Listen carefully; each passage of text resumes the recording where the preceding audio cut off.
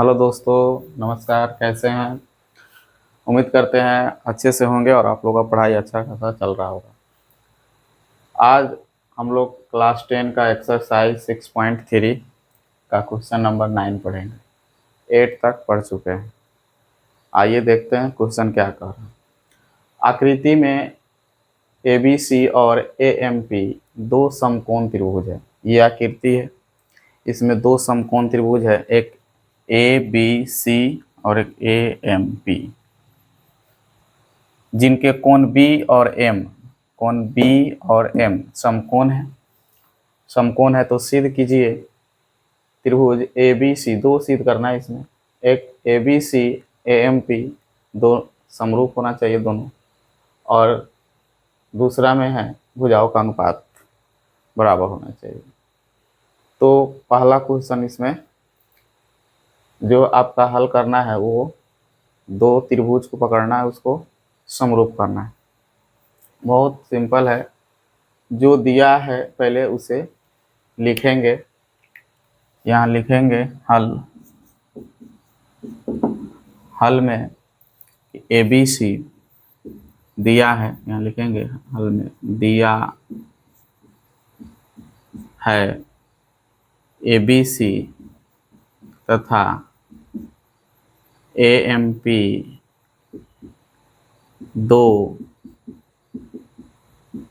समकोण त्रिभुज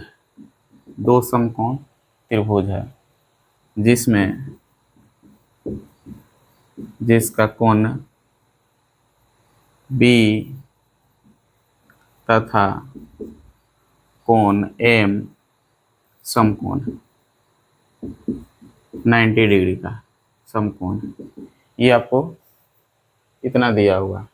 क्वेश्चन में जो सिद्ध करना है त्रिभुज ए बी सी और ए एम पी, ये त्रिभुज ए बी सी इस त्रिभुज को और ए एम पी जो ये त्रिभुज बन रहा है, ये दोनों को समरूप कर देना।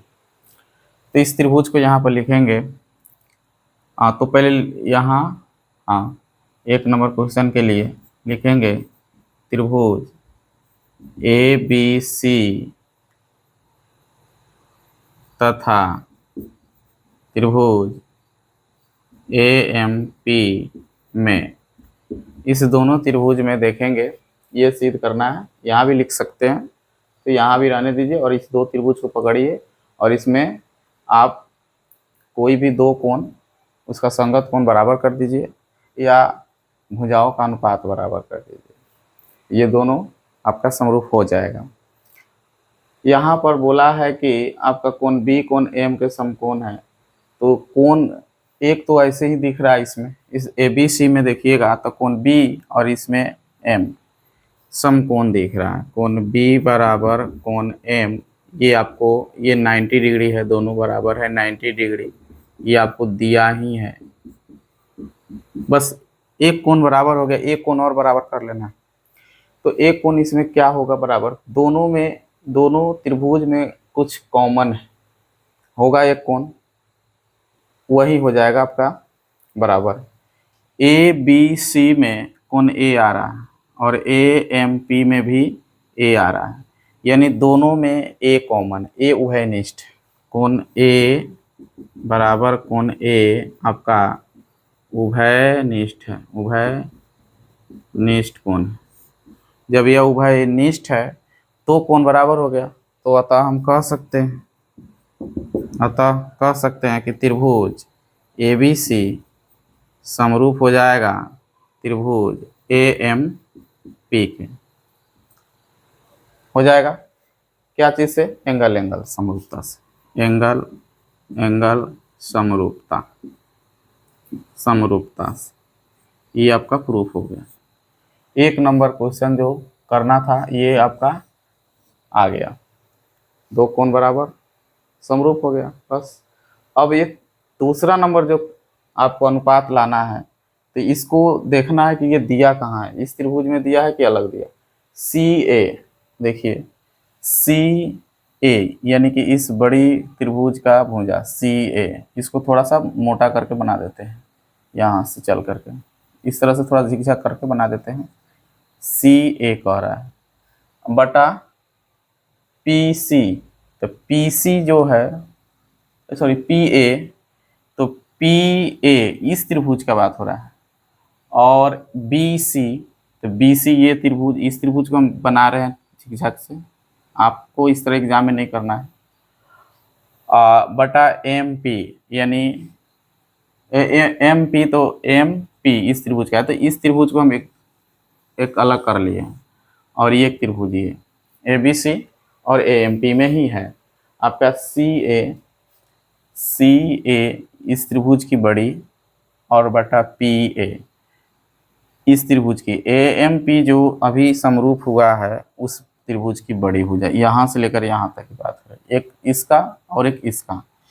तो आप जानते हैं कि जब ये दोनों त्रिभुज समरूप हो गया तो इनका संगत भुजाओं का अनुपात भी बराबर हो जाएंगे।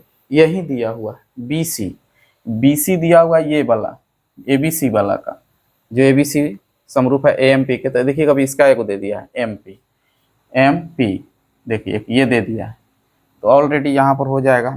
इसी को लिख देंगे, जब ये दोनों समरूप हो गया तो हम यहाँ लिख सकते हैं कि समरूप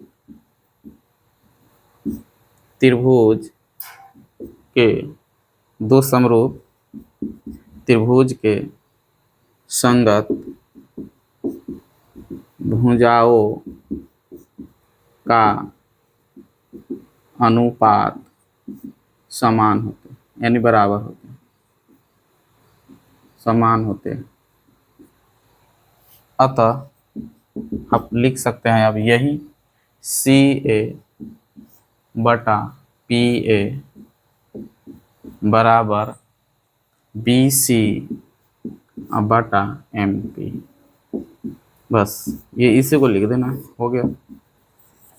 जब ये दोनों त्रिभुज समरूप है, इसी दोनों त्रिभुज में भुजाएं निकल रहे हैं, तो ऑलरेडी इस दोनों भुजाओं का, दोनों त्रिभुज में उनके भुजाओं का अनुपात भी बराबर हो जाएंगे। बस यही सिद्ध करना था, हो गया, कुछ नहीं।